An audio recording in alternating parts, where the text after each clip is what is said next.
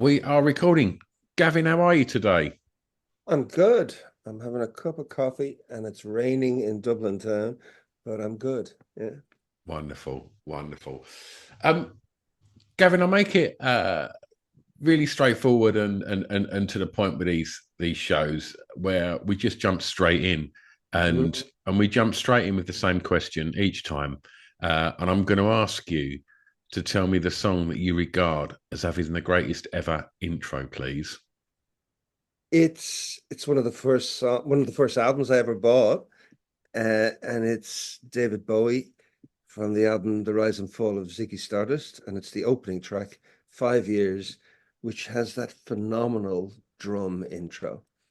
You know, it's just timeless. How old is it now? 50 years old, Easy. 50, 52 years old, and it's just timeless. It's ageless. The song is sort of set 5 years before the end of the world. Well, 52 years later, still hasn't happened, we hope. But it just has that, it's not ominous. It's sort of compelling. It just pulls you, sucks you right in. Just the simplicity of bump, that bap, bump, bump, that, the bass drum, that snare, and then it just opens up with the chords of the piano and his voice, and it's just mesmerizing. Still is today. Anytime when I first heard it, I was a 12-year-old boy, and I'd never heard anything like it before. And we've heard stranger and more operatic and crazier and fun intros over the years of other tunes that are amazing. But this just, it's so rooted, the simplicity of the bass drum, the snare, and the hi-hat. And it's like sometimes less is more. Absolutely. Um, we live in a world now where artists are utilizing obviously the streaming services to get the music out there and social media apps and things like that and it feels to me that a lot of these things are flooded with new music which it's a double-edged sword. I do think having every song in the world at your fingertips is a we're very lucky to have that, but Mhm. I think there could be downsides to that as well. And I think having so much of that and my relationship as a DJ that still plays music to generations that are coming through and are seeing that attention spans seem to be getting, it feels to me, are getting shorter. Um, and I wonder, does any of that, the changes in how people are consuming their music and whether or not attention spans are getting shorter or not, like does any of that filter through into your creative process I guess framing that around the intro. Yeah, of course it does. I mean, I'm still in love with music as much as I was as a young kid. I tend to be very old school, as in, if you saw the lights, it's there's nothing but vinyl and CDs. Vinyl is my love, but CDs I love too. I stream, but I stream to check out something. You know, I checked out the new Cure album and I liked it, so I bought it on CD. If I loved it, I buy the album, the vinyl. Is that how you rank it? I love it. Yeah. So it's like, because it's a difference of like 15 € or 40 €. Yeah. So, but I just love the formats. And I think this shit click, I think they call it, they swipe.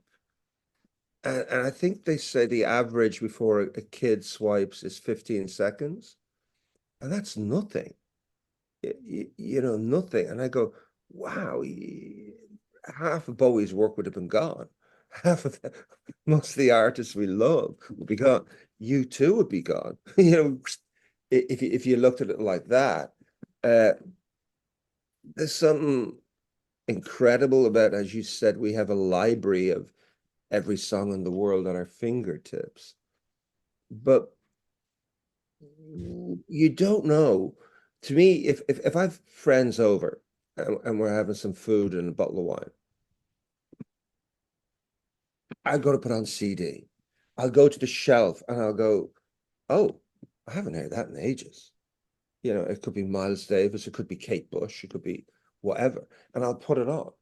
I don't Google into this or type in playlist. I found something that I loved and I put it back on and I haven't played in 2 or 3 years. And then if we're having another bottle of wine after it and we're sitting around and someone's having a cigarette or rolling something, I'll take out an album and you'll put it on and we open up the artwork and people share the artwork around and say, look who played on it. God, he produced that. Look at these lyrics. And there's sort of an embracing community about that old schoolism that I adore. And I I just think don't get something's lost there, Gavin. Do you think something's lost insofar as nowadays when people put their album artwork together, that basically it's to be a little square thing on your telephone? Like, yeah. do you think something's lost in that? Because being the age I am, you know, like you, I grew up buying vinyl and could only afford one bit a week. So every bit I had, I'd devour it. I want to read every lyric. I wanted to know who produced it. I wanted to see what was etched on that bit of vinyl on the end of it. I was, I was thirsty for it. Do you know what I'm saying? I think that, Absolutely. I mean, it was obvious when I first saw Bowie, it was, you know, lucky enough to be in the time he went off. I was a 12-year-old kid watching Top of the Pops. I bought Starman and I saved up for a month before I could buy Ziggy Stardust, the album. You have to save up. And like that, you're bringing it home. And it's like, it was like a god. You put, don't touch that record. You say to your brothers, don't touch it. You know, you had it was like something you slaved over. yeah, Uh, and I mean, the world has changed so much. I don't think music is respected as much. It's a bit like a commodity now. But what pisses me off is water used to be free. Now we're paying €2 for this. Once you go through security, you're paying €4 for it. And people won't pay €1 for a song that could last you forever if it's a great song. €1 is all for a download, and they won't play it.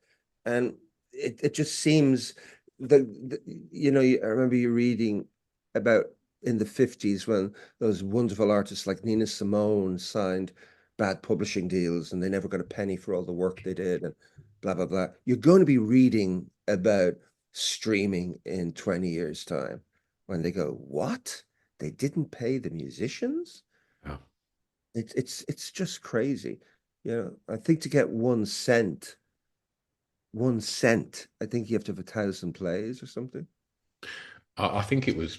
I mean, I don't know what the deal is now, but I think it was about maybe 6 or 7 years ago. I think Portishead published their statement from Spotify, and however gazillion plays they had and what they got was like, that's fucking disgraceful. And it was like, I mean, obviously they felt that passionate about it. They were like, have a look at this. This is what artists are getting from these streaming services. It is, and and you're so right, mate. It's, you wouldn't think twice about buying a coffee or a chocolate bar, and yet that's done and dusted in less than a minute, and that one track can last you a lifetime.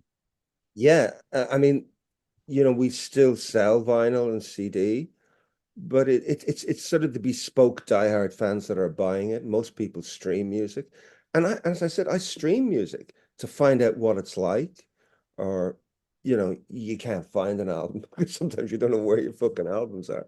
You play something via that, but there's something, the engagement of it. Uh, but I'm just seeing maybe as an old fogey, but I think the era I grew up in, music wasn't as big as it is now. Like Okay. music is everywhere now. You know, like it's just a different world, and I don't think it's appreciated enough. You remember like when you buy an album when you were a kid, and there'd be a weird track at the end, and because you didn't take it off the needle, like the second last track is weird, and you go, "That's weird," and sometimes you'd skip it, but usually you'd let it go, and then after about a month, you go, "That weird track is now my favorite track." Yeah. It's like some stuff grows on you. You have to give things time. And some music, it doesn't have to be immediately tangible, immediately accessible. I have a theory about music being priced like alcohol. Now, this sounds a bit surreal, maybe, but let's call One Direction. I'm nothing against them, I just don't care about them. But let's call that music a can of Aldi beer, and it's €1, and that's fine. And it can sell 50 billion. But let's call Nick Cave a very fine brandy that might cost 150 quid for that bottle. Like, it's a sort of insane idea, but you see what I'm getting at?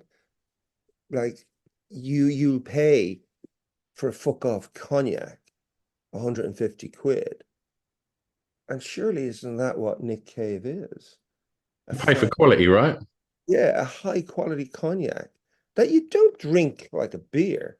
You have a few sips and you go, whoa, this is great.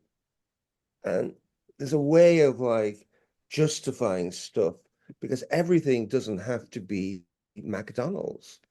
It can But be do hmm? you not think when you're young, you drink a load of that shit beer until you just think, oh, I want to try something a bit nicer now? Like, It- you know, yeah. I mean, I don't think I drank wine till I was in my 30s, you know. yeah, I was going to say, if someone would have played me the birthday party when I was like 11, I think I would have been, what the fuck is this? And like, but I'm sure One Direction probably would have sounded more twee and for my ears. But yeah, I don't know. I get it though. I get it. um, Also, the thing about that's sort of happening that I find quite strange is the definition of what rock is. It's suddenly like, they're not rock, they're a boy band. What are you talking about? It's suddenly like, okay, interestingly enough, has started delivering real rock bands again, like the Fontaines DC or fucking rock. There's the post-punk rock and the Murder Capital. But some of these bands, I go, rock band, McFly. I says, really? Really? I just go, you're reading, I go, really? I mean, yeah, they're a boy band that have guitars, but they're absolutely. so it's sort of, and the kids, they sort of, I don't know, I heard that like during lockdown, a lot of kids rediscovered old music. So like Queen and Bowie and the Beatles, they all went up and streaming because they were going, oh, let's hear what Dad likes. And suddenly you hear something like Killer Queen or Life on Mars, and you go, whoa, But I that's think maybe our generation and maybe a generation below us always had access to, if you was a lad, access to either your older siblings or your dad's record collection that might have been floating about. So you'd just out of the fact that there wasn't any other way to consume music, you would leaf through their record collection. I remember spending hours listening to, I think it was like this silver cover, this Motown Chartbusters compilation that my folks had, and just literally just finding out about, you know, Smokey Robinson and Marvin Gaye and the Isley Brothers and stuff, just through that was all there was. Don't get me wrong, I had to get through a lot of shit like Brotherhood of Man and stuff like that to get there. But you know, that's a lot of pan shop lager there, mate. But yeah. um, but I'm going to ask you now, Gavin, to tell me the first song that you remember hearing that had an emotional impact on you, please? Strangely enough, I'm going to sort of repeat myself, but in a different way. It's the same song from the same album, Ziggy Stardust. It was the first album I ever bought. And, I'm very much a 70s kid. I was into glam and stuff like that, bowling and that song, I was like a shy outsider kid. I mean, the shyness went very quickly once puberty kicked in, but I felt I was alone and no one understood me. And suddenly this tune, this the melodrama. And I remember like, when you're that age, 12, 13, and it's almost like I hate myself and I want to die. No one understands me. All this teenage angst drama. And then you hear a lyric like, it was cold and it rained and I felt like an actor. And I thought of my ma and I wanted to get back there. And he goes, he knows he knows me. I'm I identified with him. It was somebody was talking to me, and the emotion and the comfort that gave me was huge. So much so, like trouble started. Ears got pierced, stuff like that. And in the 70s in Catholic Dublin, Ireland was not an easy thing. Uh, just getting me ready for when real puberty was there and punk rock, which is another thing. But that song, it was like I didn't feel I fitted in. And it was like Bowie was saying, it's okay. You don't have to live in Ballymun. You can come to Mars. You can, I'm your friend. Come on, come on. And the emotional connection, it was almost like it becomes an obsession, almost a love. And I think the first time, you never forget your first kiss as a teenager, even if it's sloppy. And it's like the music you buy when you're just becoming into puberty and a young man. You never forget that music. It means so fucking much. And it's like, that's why when anything comes from that era, be it like the early 70s or the late 70s, the punk era, or even the early 80s, even songs you didn't care about, you go, that's great. Uh, like I used to slag the fuck off a flock of seagulls because of the stupid haircut. But then I hear the wishing. I go, that's fucking great. But you couldn't say it back in 81, 82. But 30, 40 years later, you go, it was great. So there's an emotional connection as a teenager. It's something, it was our identity. We'd nothing else. You had, all you really had was music or sport as a young boy. You're either into footy or you're into music. Some are into both. I was into music. And it was your best friend. It was a shield, it was an identity. And also, it was something that your parents didn't get, which is really important when you're a kid because you want something that's you, your own identity. And then the greatest thing was it was a diviner. It educated me. It opened doors. I started searching out books that Bowie would talk about, movies, reading weird shit you didn't understand. William Burroughs, you don't understand when you're 12, but the seeds are sown and then you get it when you're 20 or whatever. So it was really a very big emotional turn for me. It opened up my world, that album and that song. I'm going to keep it in the formative years for the next track, Gavin, and ask you to tell me the song that soundtracked your time at school, please. It's so innocent, and it's the Archies, Sugar Sugar, and it's addictive. I mean, I think they used to call it like later on in the early 70s, when glam was really kicking in, I think they used to call it bubblegum pop. Uh, like it was early glam. Before it got glam, it was funny, and I don't know, honey, but sugar, and it just had this warmth and innocence about it, and it just always reminded me, like you could hear it on the radio. I think it was a massive hit worldwide. I think it was like 69 or so. And I just loved that tune. And it's total bubblegum ABC kiddie pop. But it's eternal. You put that on now, and I'd say even hipsters would like it, and you could dance to it. It's sort of sexy in an innocent way, which, Innocent's a really good word to describe that song, I think. yeah, but it's sexy in an innocent way. Yeah. And the whole thing about, you know, even the sweet and that glam pop and bubblegum pop, they were talking about sex, but in a very not in your face, crude way. I'm not being old school. But I don't like the overtly sexualization that hip hop brought in.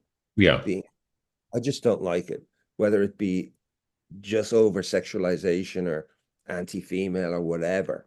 It's just, do you know what's really sexy is seeing the dress being pulled up and up as far as the knee, and seeing the nylon stocking with the little rip in it. That's sexy. You don't have to see everything.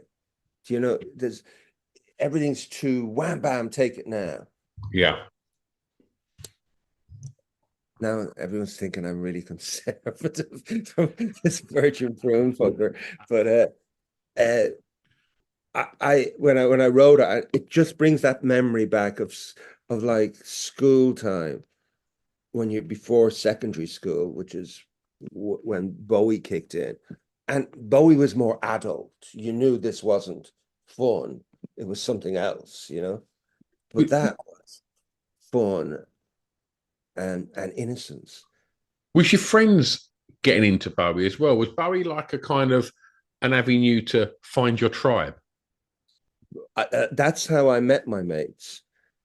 When when I was 12, I came from a family. I was the eldest of like four boys, and my bros were like footy heads. Uh, and I was a bit of a loner.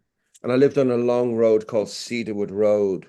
And one end was Protestant and one end was Catholic, and all this old Irish bullshit that's now happily gone. And you didn't have telephones, believe it or not. You didn't have telephones in your house till the mid 70s in Ireland. Uh, so you have to go down to the phone booth to ring your mate to say, "Hey, Ian, I got a new Bowie album," or blah blah blah, Roxy Music. We're going. I play it to you. Are you in? And I'd have to pass the, my two oldest friends. One is called Googie, who is in the Virgin Prunes, and another is Bono, who is in U2. And I was like 13, and you'd walk everywhere with your fucking albums, even if you're not going down to your mates to play them. It was like, I've got a lad insane and he looks weird, and fuck you. It was a real badge of honor. You Yeah. might get your head kicked in for having the album, but they stopped me. They says, "Hey, lend us your albums. Where'd you get them?" And I was going, "Fuck off, no way." Uh, and slowly it was true that, "No, please, will you lend the album?" and blah blah blah. So it was true. The Bowie albums, I start lending them Bowie albums, and we became mates. So that's how I got to know Bono and Googie.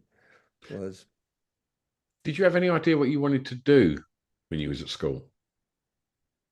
No, I mean, I thought I wanted to get out. I hated school. I had a Christian brother upbringing, which is quite strict. I sometimes used to say in my CV, survived a Christian brother education.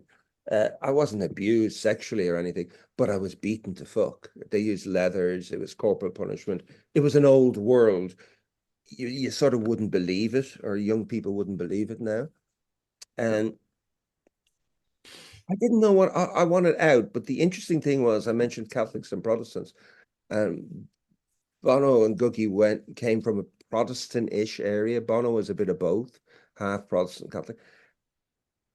And I always thought like the liberalism of these guys was like, yeah, you can, it's cool.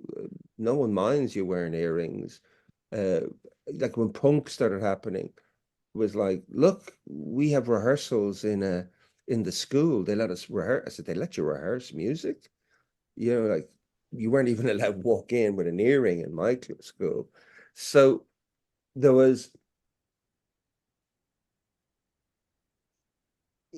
when punk happened, and it said like you don't have to Bowie and all of those words, they felt like a big university, a very sophisticated thing that you thought they were all geniuses, and some of them were. But punk gave you the car keys and says DIY, do it yourself. Johnny Lydon, like just scream, say I want to be me. I mean, I remember that's the B-side of Anarchy in the UK, which I actually am lucky enough to have the original vinyl. I want to be me. And that's what you want to be when you're 16. And I then went, I want to be in a punk band more than anything. And you didn't even know how to play the guitar. But like punk said, that doesn't matter. So we found a guitarist who knew how to play, Dick Evans. And then it was like a planned accident. We didn't know where it would go, but we all formed bands and got fucked out of the house. Dad said, "Get out, you're gone. That's it." But that's a great thing in retrospect, you know. I'm going to ask you to tell me the first record you remember buying from a record shop, please, Gavin. I remember the record store very well. It was in Finglas Village, which is very near in Northside Dublin, and it was called Discus. And I bought the first 7 inch I bought was T-Rex, uh, Get It On. And he sort of started it all, you know, for me really was Mark Bolan. Uh, it was when I was told, like, I said, Dad, I want to get a record player. And he says, well, go buy one. And I got a part-time job writing up in a turf accountant's. I love the word turf accountants, a bookie's office, and writing up the cards. And I get the money. And I bought a little dance set, portable thing. It was almost like a little suitcase with a deck in it. And you'd play your singles on it. And I went in and I bought that. I didn't buy the album Jeeps, the albums Electric Warrior. Eventually, I bought them later. Uh, and as you mentioned, even though they were like 50p for a single and 3.99 for an album, that was a lot of money in the Yeah. early 70s. But I was total glam kid, Bolan, Sweet, even Slade to a degree. And then Bowie sort of flipped it over.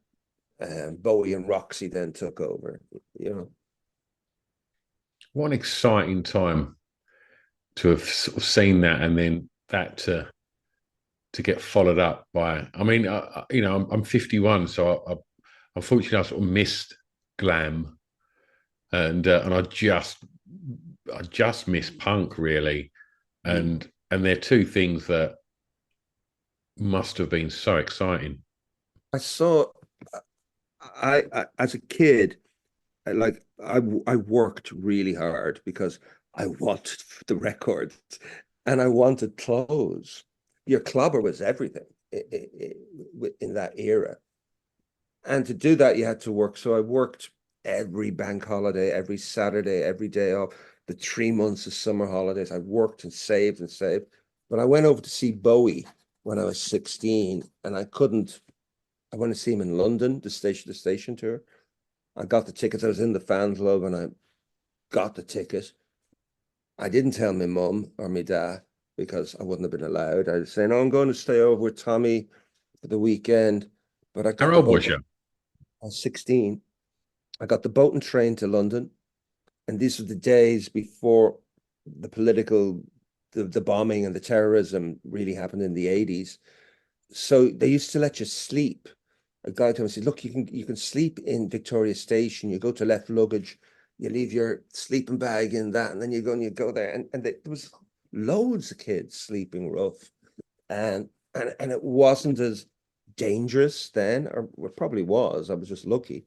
And I went to see Bowie in the Earl's Court gig, and I had my Oxford baggies and long curly hair and earrings. And the minute I got up to the queue of everyone going in to see the gig, I felt like a total dickhead because I was Irish and naive, and the English back then, they were so stylish in the 70s and the 80s. Like all the Bowie clobber, all the clones, everyone looked like the fucking Tin White Duke. And here was Paddy guy with the Oxford bags from Hunky Dory, which is 4 years old. And I was going, God, I have a lot to learn. God, I feel like a pig. And you know when you blush without even being talking to when people that element of naivety. But I remember queuing there and I was looking and taking it all in. And I looked across the road and I didn't know what they were, but it was the first time I ever saw punks.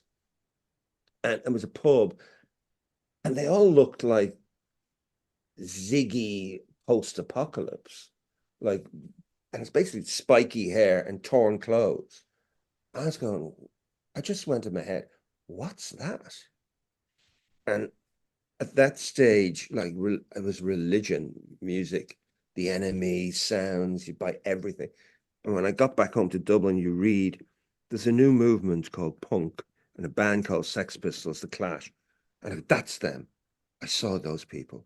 That's them.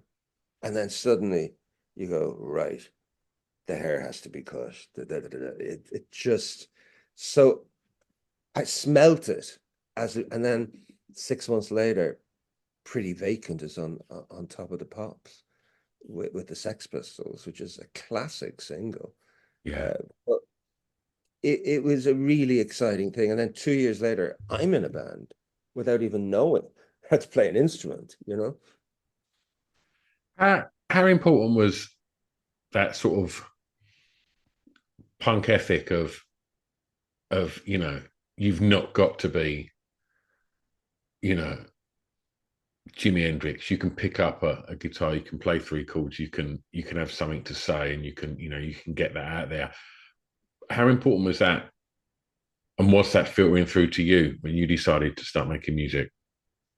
It was really important because maybe I took it, I knew I knew we were really, let's say, chancing our arm because the only musician in the band, the Virgin Prunes, was Dick Evans, who's the Edge's older brother, who taught the Edge how to play guitar. He's almost like this surreal scientific genius hippie that we made him not look like a hippie. I said, you're going to have to cut the hair.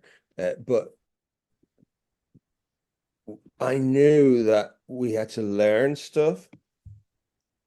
And the thing was, yeah, just learn it. And the minimalism of the bass lines that Strongman came up. And it's almost like if you look at New Order and Joy Division, you get that bum bum bum bum bum bum bum bum bum bum bum bum bum. That fucking punk minimalism of like Peter Hook learning, and he gets better as the years go on. But you go, have this vitality that sort of knocked over the jazzy guys or the muso guys that knew all the chords because it had an energy of youth and anger and wanting to be something. So I think it was a godsend, the DIY. And weirdly enough, with the way things are now, as in we're talking about how hard everything is for even a musician to play economically with the cost of living, you have to go where there's a will, there's got to be a way. We did it in the late 70s And I think the self-belief and passion is really what it's all about. Even though the beauty of being young, Stu, is you don't overthink, you just do it. When we get older, we're going, yeah, but we've got a mortgage and shit, and I've got this and that's due. You Yeah. you don't care about bills when you're 20. You know, suddenly someone tips you on the back, and it's usually where the band started breaking up. It's like, oh yeah, oh Strongman got her pregnant, and they needed it, and suddenly it's real life gets in the Yeah, way, yeah. and we got to get a proper job. Uh, but it's the most beautiful thing about youth is just this. It's almost blinded by what you love. Yeah. Just do it, you know. It's all to be played for, isn't it? Yeah, I mean, any bands, young band, some of my friends, their mates are they've kids that are in bands, not kids, young 20-year-olds. We're going on tour for the first time. I just thought, God, fucking enjoy it. Oh, mate, Like, absolutely. it's one of the greatest things. We traveled so much when we were 20 up to 25, 6, and it was amazing. Just seeing new countries, new worlds, and it just enjoy it. And be smart at the same time. Yeah. I think maybe the Virgin Prunes enjoyed it too much. Well, we're talking about going out and enjoying yourself. I'm going to ask you now to tell me the song that soundtrack your year's clubbing, please, Gavin. Yeah, I mean, I was dance music. I've always loved. Uh, I mean, there was some great dance stuff in the 70s, late 70s and the early 80s. But I remember, really enough, one of the albums that set me really off was Michael Jackson's Off the Wall. It's just a fucking work of art, musically. But when the rave thing happened, it was in a weird way sort of like the last big movement post after punk. It was like 10 years later. And I wasn't one of these going to all-nighters and disappearing for 4 days on E. I was a little older, but I have dabbled. But Left Field brought out an album, I think it was called Leftism, Yeah. and the opening track, Afro Left, and it's this almost Tower of Babel African rants, and the tribalism and the energy. It's otherworldly and still sounds amazing. Yeah. And that always came true. I remember, like, if you're having a big lock in someone's house, there'd be a fight to go to the CDs. No, we're not putting that on next. We're putting this on next. And there was me and this an old friend of mine, Saoirse, and both of us, no, it's fucking Afro Left, and that's it. Bang. And that's starting the night off. You know what I mean? That's But a it cracker of an album as well. I mean, we're talking punk, that track with Leiden on Open Up. What a open up. banger that is. Classic, but it's a brilliant, brilliant album. And a lot of these things, even then going into the 90s, and people talk about Britpop, and I go, yeah, really, that was almost like an economic thing. With they're trying to reinvent the 60s again and Blair and blah. And even though Pulp were brilliant and Blur and Oasis all had their heyday moments, Tricky, Massive Attack, and Portishead, that was the fucking really unique stuff in my mind. I mean, you mentioned Portishead earlier, and I see Beth Gibbons doing some stuff. I mean, the first three albums are works of art, but it's like I'm seeing a Billie Holiday singing this torch song gone sci-fi. She's just fun. It's just phenomenal music. And I think everyone talks about the 90s. I go, what talk about that shit? What was going on with Tricky and Portishead and Massive Attack? Astonishing work. There's more innovative than reeling back in the years, trying to, you know what I mean? Yeah, absolutely. I think there was so much going on. And there was, I mean, yes, of course you can look at Oasis and you can see they never shied away from saying these were our influences, and it was written all over their songs. You could hear the songs in them, and you could see as Blur developed, you could see their nods to the Kinks and to I guess Bowie and some of the later stuff as well. And whereas I think that was music that was really looking back and drawing from that. Whereas I think the three or four mentioned artists that you said, Massive, Portishead, and Tricky, they weren't looking back; they were looking forward, weren't they? It And was new music. I mean, it got swamped under a title trip hop, and all watered down versions happen. But early Massive, Tricky, Portishead, shit, fucking music that'll go on. I mean, Massive's first three albums, the first ridiculous, absolutely ridiculous. just off the Richter scale, you know. Blue Lines is a work of art, Yeah, and Portishead, it's just whoa, a Tricky. Whoa, he was hardcore, like hardcore. Uh, but yeah, and yeah, I mean we're sounding old romantics about the past, but yeah, the clubbing. One of the nicest memories about clubbing was there was a real sense of community within music, where people. I think wasn't it a period where there was less violence at football matches than ever over the history of whatever. There was a sense of people like being part of stuff. I think that's why you're finding as music is getting so diverse, but what's getting bigger is big events, the Glasgows, the big, because people want to be part of something just in their instinct. Do you know what I mean? We want to be together. I couldn't agree more. I don't think there's anything that gives me goosebumps more than hearing crowds singing. I think it's one of the most beautiful things you can ever see. And if I ever find myself sitting around, a few glasses of vino in, and I start watching YouTube, all I ever go to is big performances, where I can hear that crowd sing.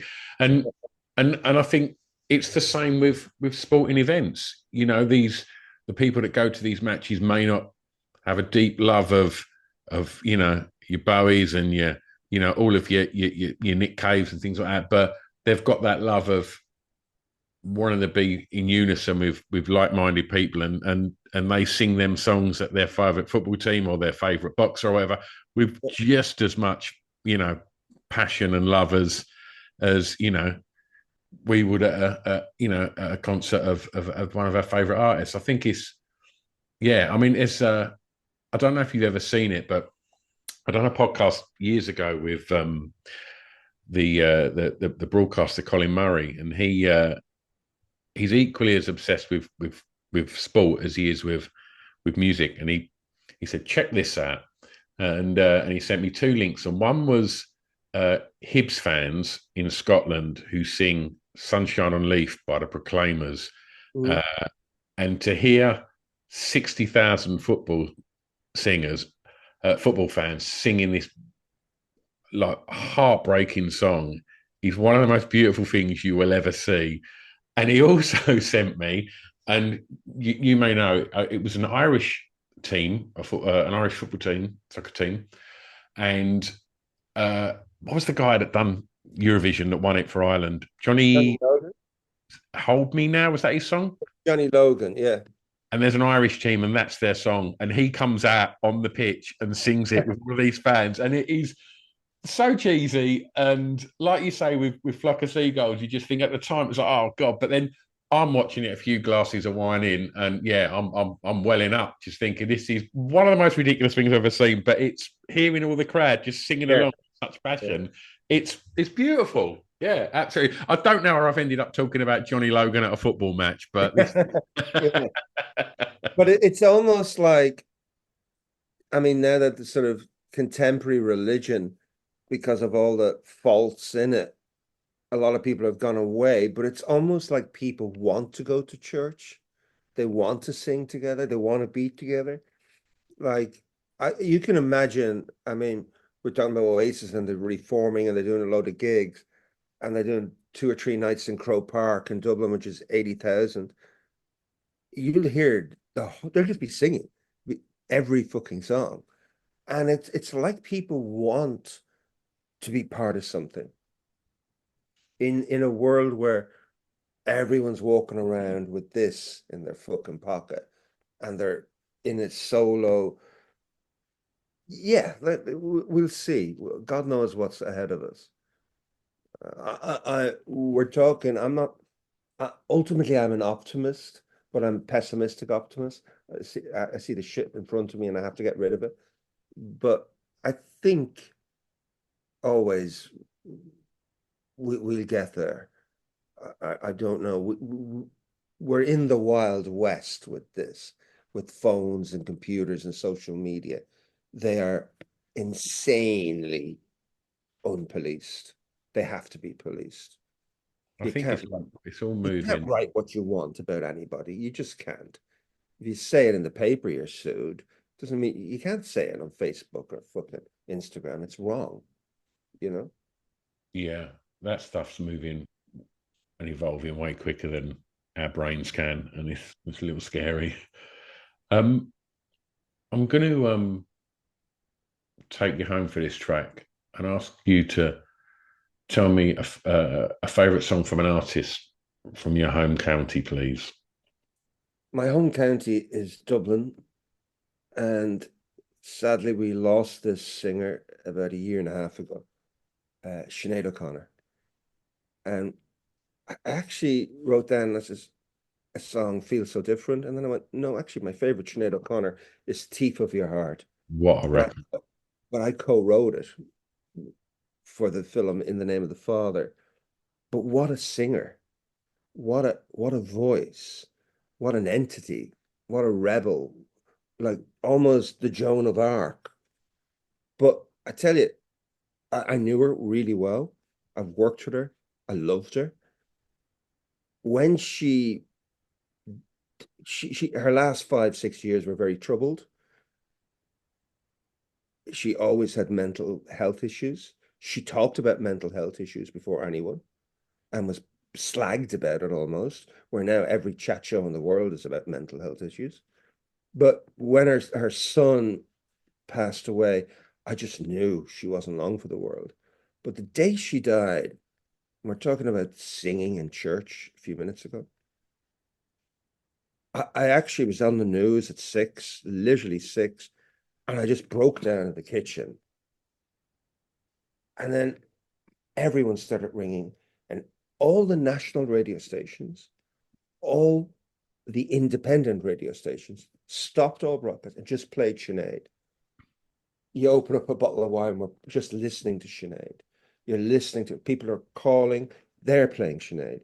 I get a bit overwhelmed. As I'm bringing the dogs out for a walk, I hear all the windows open, Sinead, the pubs, Sinead. And I was like, geez, it's like a Lady Diana moment in Ireland. She was adored, and it was the power of that voice and the emotion. And that song we wrote for a very political movie, In the Name of the Father. And she was the voice of Ireland, and she still is in a weird way. That correct me if I'm wrong. I've seen that film a lot. Is that track used when they're setting fire to the paper and it's Yeah, cell windows? it's used the motif, the piano motif is used there. Yeah. Fucking hell, that's a powerful moment in the film. That and it's incredible that track. How did that come about? Did you work on the soundtrack or did you just I work? did. Jim Sheridan, the director, who I knew growing up because he used to run an arts thing called the Project Arts Center. And when no one would give the Virgin Prunes gig, he used to. Uh, and then he became famous as a director with My Left Foot and The Field. And he approached me, he says, I'm making a movie but I want to make it hardcore. Will you help me on the soundtrack? So I went in as sort of consultant and soundtrack advisor, and we were looking and filming, and we were looking at the Jerry Conlon character that Daniel Day-Lewis played, and I says he's a Jimi Hendrix fan. I says let's drop Voodoo Child in the riot scene at One of the greatest opening yeah, scenes to any film. yeah, let's just drop it. And he went, what? But it's nothing to do with Belfast in the 70s. I says, yeah, it has in his head. He's a Jimi Hendrix fan. So he's playing Voodoo Child while he's throwing stones at the British tanks. And it worked. And then we got on so well, Jim said, Gav, will you make a bomb go off? How would you do that musically? And and we went, it was all like spur of the moment stuff. I says, well, let's start with a lambeg drum, which is a Protestant drum, and a bowron, which is a Catholic drum, and let's merge them together. And let's get fiddles and accordions and put them through fuzz boxes and effect pedals like Jimi Hendrix and play punk traditional. And that came into that tune. And the song Thief of Your Heart, we had this motif. And Jim said, I really love that. And I did a version of the song, and Bono did a version of the song. And Jim says, no, it's not right. He says, I think it has to be a woman. Let's ask Sinead. And all of this happened, all the recording happened in 3 weeks, done writing and recording and done bang. But it was motivated by the injustice of the Guildford Four. And just sometimes magic just happens really quickly. You can't plan it. Can I, before we get on to the last track, one of the first times I heard your music was somebody gave me the score to the Basquiat film. Yeah. What was your involvement in that? It's the last song I'll ever sing. And I I was in New York at the time. I spent a lot of time in New York with a producer called Hal Wilner, who did my first album, and the manager is American at the time, who also is a consultant for films. Julian Schnabel, who's this infamous painter, it was his first movie, and he said, "I need a song by an Irishman," because seemingly the last thing Basquiat said, he says, "Oh, I'm out of here. I'm going somewhere. I'm going to move to Ireland." And the poor guy OD'd and disappeared. Seemingly, his friends say that was one of the last things he said. He wants to get out of America, go somewhere like Ireland. So the director had this an idea for an Irish song, and I had a song on the album Shag Tobacco that was written not about Basquiat. It was written about something else, another person of mine, called "The Last Song I'll Ever Sing." And I met him for a coffee, and he brought me into the most extraordinary house I've ever been in my life. He's a very wealthy painter, and he had sort of like New York is so weird. You're in Canal Street, and it looks like an absolute kip. Everything's just dirt and bad Asian shops, and then you open up a door, and you're in a palace. It's like this wealth behind all this Blade Runner dirt. Do you know what I mean? And he opened his door, and he had this. Yeah, I said, "Do you like the door? Where they're from a Medici 1400 castle in Italy." I said, "Seriously?" And he brought me through this tour of his house, and I sat down, and he loved the song. He said, "That's it. That's it." When I see the film finally, the character, I think Gary Oldman plays him, and he walks in. He gives him the same tour in the movie that I fucking got. So it's like this guy was sort of rewriting and reliving it. And Julian has become a really good friend. He's a very passionate, brilliant writer, but a crazy fucker. And I did love Basquiat's work, but that was just serendipity, planned accident. Yeah, And it just fitted. yeah, fantastic. That's an absolutely fantastic soundtrack as well. Um, Wonderful. I'm going to ask you for your last track now, Gavin, and this is a track where I'm going to ask you uh, to give me a track that you think the listeners of this show may not know that you would like them to hear, please. Well, maybe people don't know it, but anyone that really loves music should know it.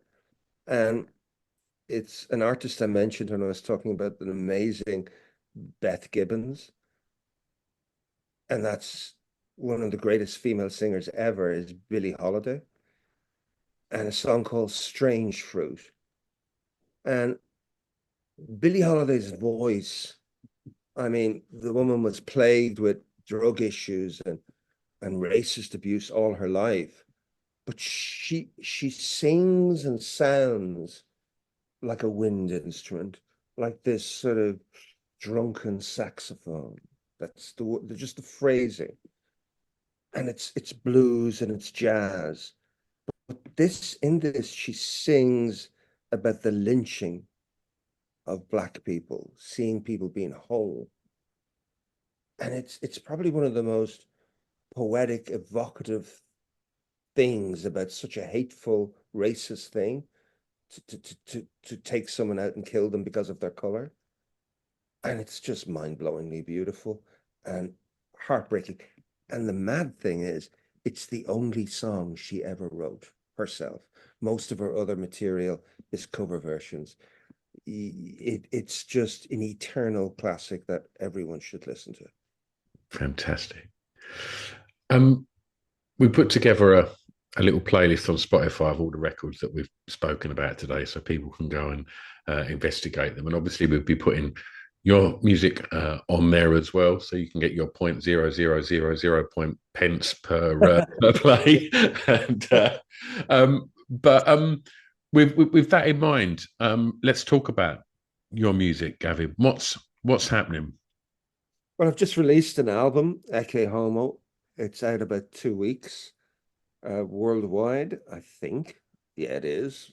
That's the good thing about streaming. It's everywhere immediately. Uh, and I'm talking to a lot of people, and then I'm going to stop talking to people very soon and start rehearsing a band. I'm working on going out to play live again next year. When was the So, last time you went out playing? as Gavin Friday on my own way, 13 years. I've done gigs. I mentioned a producer, musician guy called Hal Wilner, who put on big, extraordinary, complex tribute shows, and I was one of his go-to performers.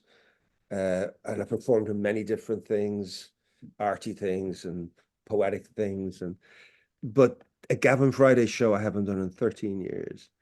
Uh, and I'm at the age now where I go, I'm not leaving it 13 years before the next album. I'll be 78. I've got to bring a new album out in 2 years. I'm going to have to play my ass off for the next couple of years. And I miss it. The main real thing is I miss it.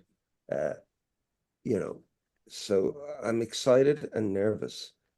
Yeah, you Because said you was, when you was young, you was, awkward, and then, when you hit puberty, the confidence came. And like, how do you approach playing live and that now? Is that something that you just touched upon there that you're a little nervous? Like, have you got like a kind of a pre-gig routine? For me, back in when I was playing in bands, I'd literally have about 13 or 14 nervous peas before I went on stage, just like. the worst thing. Yeah. uh, what I think I'll always be there. It's that moment, you're worried about your band. You're worried about that. He better not, that fucking keyboard player better not fuck up. He fucked up in rehearsals. He better not make that mistake. This is a big gig. It's that moment where the band walk on and there's like 2 minutes and you're on your own. And that's when you want to pee. And that's when you go, why do I do this? Why am I doing this? And then, and this may sound very old school, But even though I've just lost my mum in the last few years, I always think of my ma, and almost like, you know, it's like a prayer, but it's not a prayer. And then you go and you do it. And I came from the school of hard knocks, so when I walk out, I'm ready to go. It's like, come on, I'm here. And then I don't get nervous. I don't know what it is. Gavin, if people want to keep up to speed and find out when these shows are happening, where's the best place to keep up to speed with all things Gavin Friday? GavinFriday.com or my Instagram, GavinFriday.com is you can learn about the shoe polish I use or whatever. You learn. Gavin, I've had such a lovely time talking records with you, mate. Thank you so much for coming on today. Thank you, and it's so refreshing to me. This a similar spirit, a kindred spirit, uh, and it ain't over. We're not going away. Damn right, brother. Damn right. I'm going to press stop. Don't go anywhere. Thank you.